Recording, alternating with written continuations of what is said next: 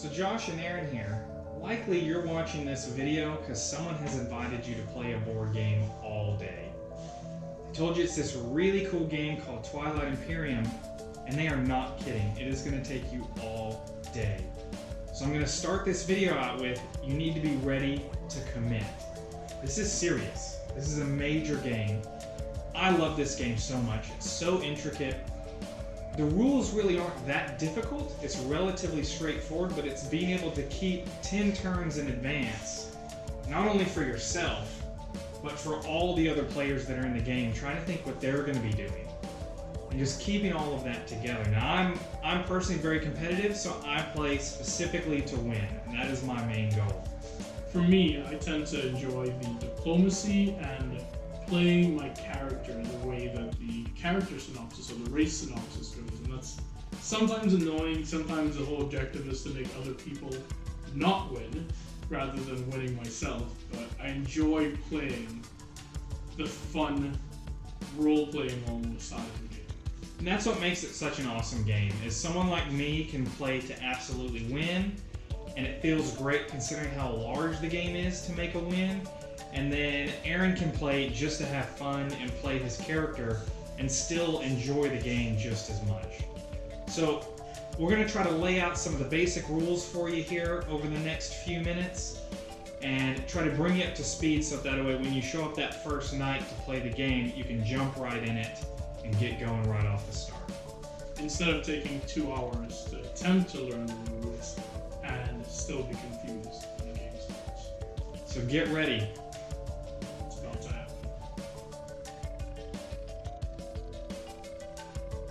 So the win condition for Twilight Imperium is to be the first to get to 10 victory points.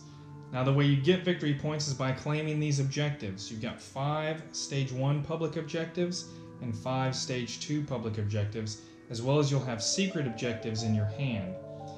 Now 2 of these public objectives will be revealed at the very beginning of the game, and at the end of every status phase an additional public objective card will be revealed. If you get to the end of a status phase and there's not an additional public objective to reveal, then the game ends immediately. Now these public objectives, as you can see, range anything from spending, influence and production, to controlling planets, to having certain technology, so you have to be very flexible. Now you can only claim one of these public objectives at a time, and you can only claim them if you control your home planets. So welcome to the Twilight Imperium universe. So each one of these tiles is a separate system. You have your home systems out here on the outer edge for each player. And then each of these red bordered systems are special. They kind of change the way your movement will happen as you go through them. And then you've also got wormholes that are going to change the way you get around the universe. Now you see there's a lot of planets scattered throughout the universe, and each one of these planets has some special information about it. Number 1, you've got the planet type. There's 3 different types of planets. The blue number is the amount of influence produced by the planet. The yellow number is the amount of resources produced by the planet. And some planets have tech specialties, one of the 4 colors. And then there's even a synopsis about the planet at the bottom of the card. Now, one special planet is Mechatol Rex here in the center. That's the planet everybody wants to go for. Now, whenever you try to invade this planet, which we'll talk about later, you have to spend 6 influence to actually take the Guardian token, which you then get a victory point for and then put it in front of your stage.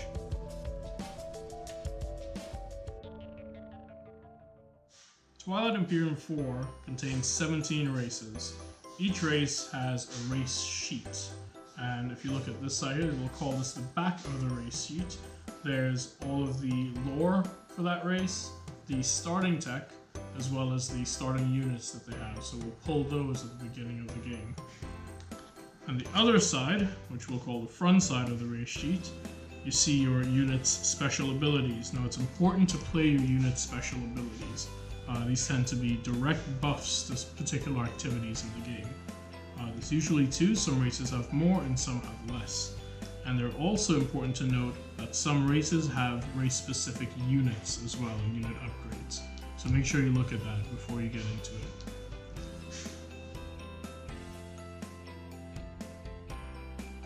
On the front side of your race sheet, you'll notice each of your units that you can produce throughout the game. Each of these units has a cost and a combat. Some units also have move numbers and capacity, as well as some special or interesting interactions such as the sustained damage and bombardment, and destroyers also have anti-fighter barrage. There's also one unit that you cannot produce by default in most cases, and that's the War Sun, and that requires an upgrade. And as you can see here, the War Sun has some unique characteristics with those 3 stars next to combat. This allows you to roll 3 dice to pull off your attacks. As well, something more to note here is that the Space Dock and the PDS don't have a cost on them. It's because you can only really build these with the use of a construction strategy card. Also, each faction has a capital ship, and this is unique to each faction. Make note of the description of what that ship can do that others cannot. Moving on from that, we have the command sheet, and this contains all of your command tokens, starting with 3 in your tactical, 3 in your fleet, and 2 in your strategy section. Notice that there's also trade goods here and commodities, and we'll get into that shortly. There's also a neat quick reference here included that goes over the anomaly, status phase, tactical action, and types of actions that you can go through, and the order in which they're moved through during the game.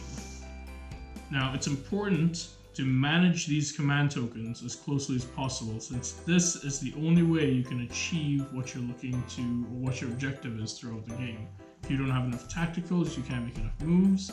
If your fleet token supply is too small, you can only have that certain number of ships within a particular system. And if your strategy pool is too small, you can't take part in the other secondary actions for the strategy cards. There's also trade goods and commodities. Now, these chips allow you to negotiate and trade. They're sort of a universal currency. Technology in Twilight Imperium 4 operates on a tiered research system, which can only be used or researched using the technology strategy card here. The texts come in 4 colors, and right now we have the reds showing here, as well as the yellow technology affinity on a planet. Now, how this works is if you look in the bottom left-hand corner of each of the cards, there is a specific number of that color that's required to research the next technology level. So in this case, you couldn't research the geranium armor with 2 prerequisites unless you had 2 other red technologies researched before it. In the case of the War Sun, where we have 3 texts of red required and 1 of the yellow required, you can actually use this planet here, Lazar, with the yellow tech prerequisite to ignore that yellow requirement by exhausting the planet.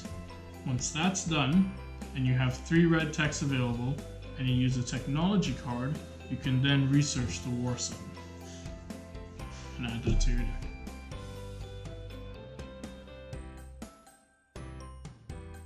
So at the beginning of each round is the strategy phase, and during the strategy phase, all the players are going to pick their strategy card. You're going to start with the speaker, they're going to pick first, and then you're going to go clockwise. And after everyone picks their strategy card, whichever 2 happen to be left in a 6-player game, you're going to put a trade good on those 2 remaining strategy cards to make them more lucrative in the next round. So during the action phase, you're going to be able to use these strategy cards. So as one of your actions during the round, you can actually use the primary ability of the strategy card that you picked. And then after you take advantage of that primary ability, then all the other players have the option of using the secondary ability going in clockwise order. So the leadership strategy card allows you to gain command tokens. The diplomacy strategy card allows you to protect the system and unexhaust planets. Politics allows you to change who's the speaker, draw some action cards, and look at the agenda deck. Construction allows you to build PDSs and space docks, which is actually one difference for TI4. This is actually the only way to produce PDSs and space docks in TI4. Trade allows you to get trade goods and replenish commodities. Warfare allows you to take additional actions. Technology allows you to research technology, and Imperial will allow you to gain victory points if you currently control Mechatol Rex, as well as look at secret objective cards.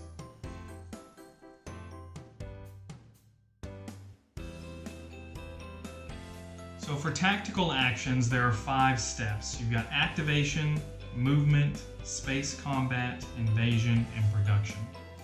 And so to perform one of these actions, you're going to take a command counter from your tactical pool, and you're going to place it in the system that you want to activate. So yellow is going to activate this system to come in, and so all of their movement has to end in that system for this particular action. So the Dreadnought is going to move in. It has 1 capacity, so it's going to take a fighter with it. Second Dreadnought is going to move in, also with a fighter. And then the Carrier is going to move in, which it has a capacity of 4, so it's going to bring all the infantry with it for the invasion later. So now that we've got everybody there, we're going to bring them all off to the side for the space combat. So some additional points to note about movement is, number 1, you can't move through a system that has enemy ships. So this Carrier can't go 1, 2 and move through this with the green unless you have the technology to do it.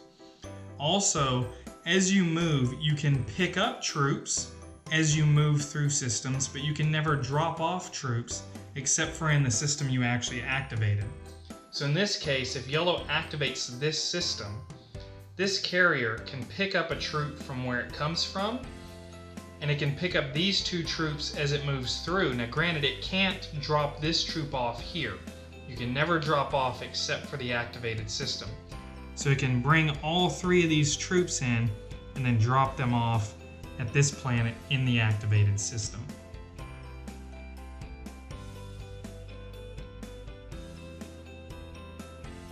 So now for the start of space combat, the destroyer on the green side actually gets to take its anti-fighter barrage round first. So it's going to roll 2 dice that hit on a 9, and it got 2 hits. So now the yellow has to take 2 hits to its fighters. So that destroys both of the yellow fighters. Now we start regular space combat. So green is going to go first, and the destroyer hits on a 9 or higher, as well as both of the fighters and the Carrier. So we're going to roll 4 dice all at the same time that all hit on a 9. So he got 1 hit. So green got 1 hit out of that. Now the cruiser here hits on a 7 or higher, and it missed. So the green overall got 1 hit. Now then yellow has 2 dreadnoughts that hit on a 5 or higher. It got 2 hits, and then the Carrier hits on a 9. That was a 6, so that is a miss. So yellow got 2 hits. So now we take casualties. So green has to take 2 casualties since yellow got 2 hits. And they're going to go ahead and take them on the fighters. And then yellow has to take 1 hit from the greens, has to take 1 casualty from the greens hit, and it's actually going to take a sustained damage on one of the dreadnoughts.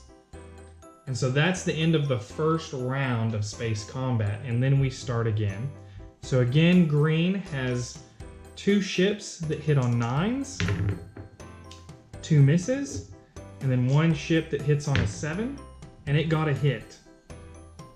The 2 dreadnoughts hit on a 5, 2 misses, and the Carrier hits on a 9, it also got a miss. So now we take this, yellow has to take 1 additional casualty from green's hit, and then we start another round. So green, again, 2 dice that hit on a 9, it got 1 hit, and then 1 that hits on a 7 with a miss. Yellow, 2 that hit on a 5, and we got a hit, and then 1 that hits on a 9, and a hit. So, yellow has to take 1 casualty. It's going to take the dreadnought because it needs to keep the Carrier so that way the troops can stay alive for the invasion combat. Green is going to have to take 2 casualties So he'll take the 2 worst ships, and then we start another round of combat. So green has 1 cruiser that hits on a 7, and it got a hit. Yellow has a dreadnought that hits on a 5, which also got a hit, which is enough. There's no need to roll for the carrier here. They both got a hit. Yellow is going to have to take the dreadnought, and green will take the cruiser. So that is the end of space combat. Now we'll go into invasion.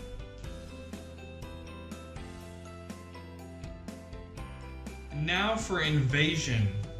So the first step in invasion is actually bombardment. So we're going to say that yellow actually kept one of its dreadnoughts, so that way we can demonstrate bombardment here. So the dreadnought gets to roll 1 dice that hits on a 5 to try to kill some of the infantry on the planet prior to invasion. So they actually did get a hit there, but it looks like that hit actually didn't go through. So that infantry survived. So now we're going to go into invasion. So yellow will now decide which of its ground forces will actually go down onto the planet. This is particularly important if you have more than one planet in a system, because you might divide up your ground forces between the 2 planets. In this case, there's only a single planet, so all 4 are going to go down on this planet at the same time.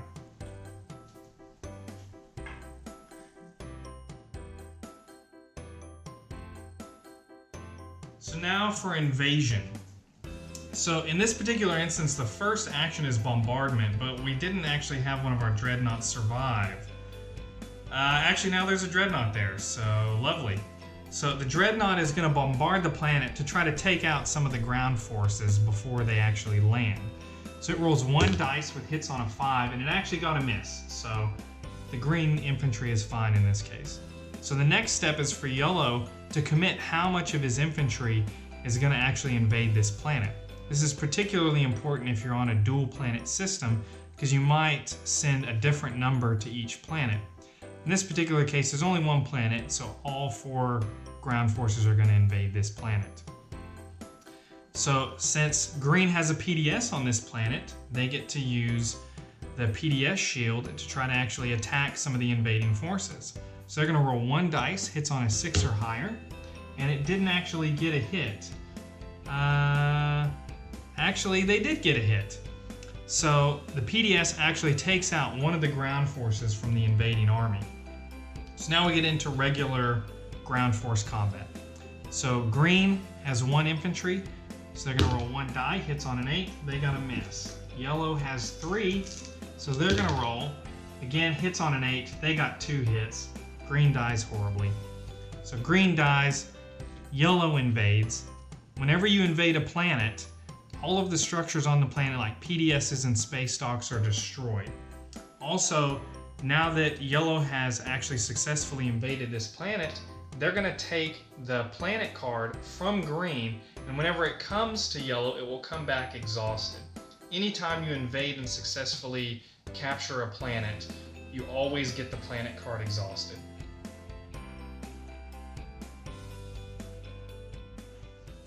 So now to demonstrate a tactical action where we use production, yellow for their second turn after everybody else is gone is going to produce in this system here. So what they're going to do is they're going to take another command counter from the tactical pool, activate that system, and now if you remember, it goes activation then movement, so you can move ships into the system that you have activated. It's going to move some ships in because we're going to need a carrier to carry the new troops that we're about to build. So and then you go through space combat and invasion. There's no one else here, so there's no space combat invasion, so we jump straight to production. So the way production works is space docks can produce the number of units equal to the production value of the planet that they are on plus 2. So in this case it's 2 plus 2, which is 4. So this space dock can build 4 pieces of plastic. So to do that, we need to pay for those ships. So first they're going to build a dreadnought, which costs 5 resources. So you're going to take planets worth 5 resources and exhaust them. That pays for the dreadnought. And that's 1 piece of plastic. So then we're going to build 2 infantry. And if you remember, infantry is you pay 1 resource and get 2 infantry. So we're going to take another planet worth 1 resource and exhaust that to pay for those infantry. Now we want some fighters. Now in this case, normally you spend 1 resource and buy 2 fighters. But remember, we're only allowed to build 4 pieces of plastic, and we've already built 3. So we can only build 1 more piece of plastic, which means this fighter is going to cost us 1 whole resource. So we're going to spend that 1 whole resource off a planet and exhaust that planet. And so we've now spent all the resources we need to pay for our 4 troops that we just built. And then that's the end of that tactical action again. One thing we want to note about activated systems is now that we've activated this system, once it's activated, this system is now essentially locked down. No other units can move into this system, and none of these units can actually move out of the system.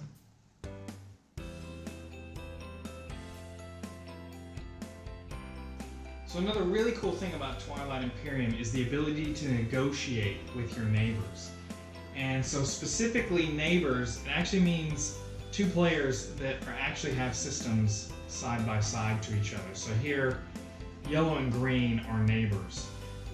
And so at any time, once per round, per neighbor, you can make a negotiation between each other and either say, hey, quit attacking me and I will pay you some trade goods maybe. You know, if you had some trade goods, you can trade them to the other guy to say, quit attacking me. You've also got these promissory notes. So every player comes with these promissory notes. You'll have 1 that's race specific, as well as you'll have 4 that everybody has the exact same ones. These are essentially just different things that you can negotiate that give different advantages to the person you're negotiating with to try to help make your point. So that's the negotiation portion. Now at the end of the action phase, once if you're done taking all of your actions and you don't have anything else to do, you can pass. And then once everybody's passed, then the round is over.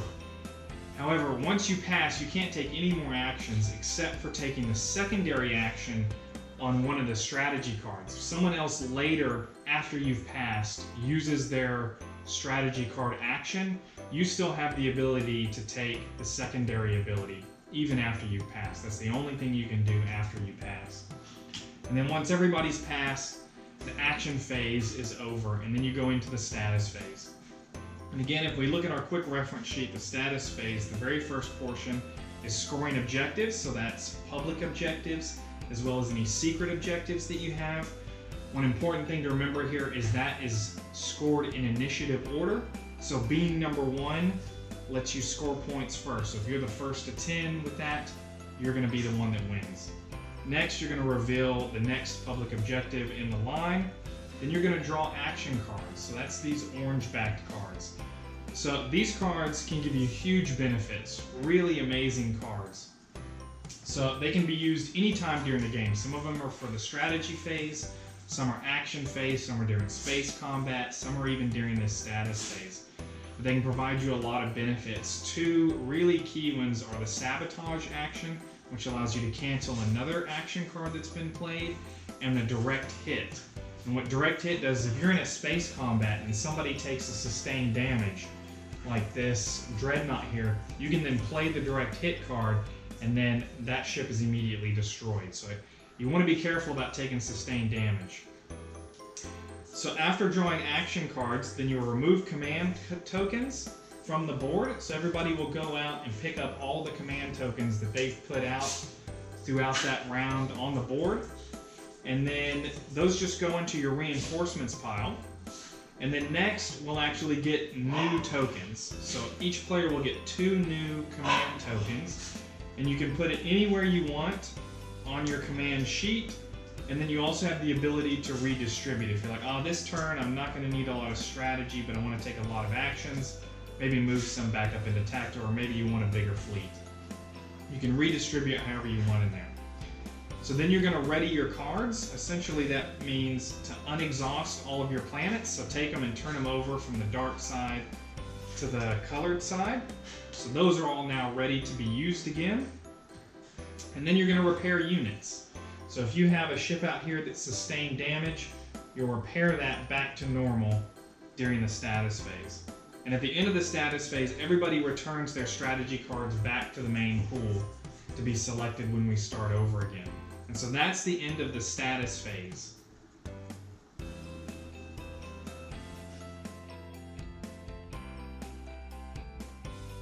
Once these strategy cards have been returned to the strategy card deck, if Mechatol Rex has been occupied by any race, every status phase going forward will result in a vote on 2 agendas. Now, the blue agenda cards here could be either laws or directives. Laws staying in game indefinitely, directives could be just for that turn. It really depends on the rules around the card. To vote on these requires you to use influence. Now, as we mentioned earlier, influence is that blue number in each of the planets.